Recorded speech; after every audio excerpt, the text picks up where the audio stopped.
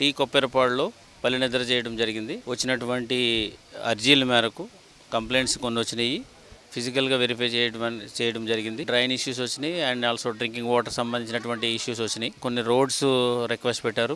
SC కాలనీస్లో morning early అవర్స్లో చూడటం జరిగింది. ఇవి మనకి కొన్ని ఫైనాన్స్తో ఉన్నాయి.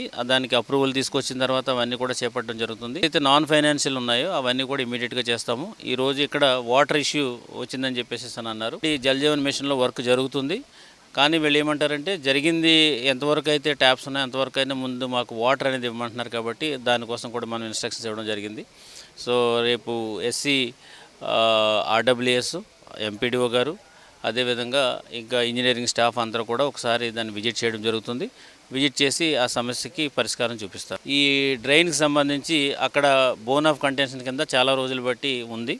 సో అందరికీ కూడా అక్కడ చెప్పడం జరిగింది. పబ్లిక్ అసెట్స్ మీద ప్రైవేట్ వ్యక్తులు ఎవరూ కూడా అజమాయిషీ తీసుకోకూడదని కూడా మనం చాలా క్లియర్గా చెప్పడం జరిగింది. సో గవర్నమెంట్ అనేది కూడా పబ్లిక్ గుడ్ కోసం, తర్వాత ప్రజల సేవలకి మంచిగా మెరుగైన సేవలు అందించడం కోసం ప్రభుత్వం ఉంది. కాబట్టి వాళ్ళ డెసిషన్స్ అన్నీ కూడా గౌరవించాలని చెప్పేసి లోకల్గా ఉన్నటువంటి పీపుల్ కూడా చెప్పడం జరిగింది. అందులో భాగంగానే అక్కడ ఇమ్మీడియట్గా డ్రైన్ ఒకటి శాంక్షన్ చేస్తున్నాము. సో ఆ శాంక్షన్ చేసి దాన్ని ఇమ్మీడియట్గా కట్టిస్తాము. కట్టించి అక్కడ శాశ్వతంగా ప్రాబ్లం లేకుండా చేయడం అనేది జరుగుతుంది.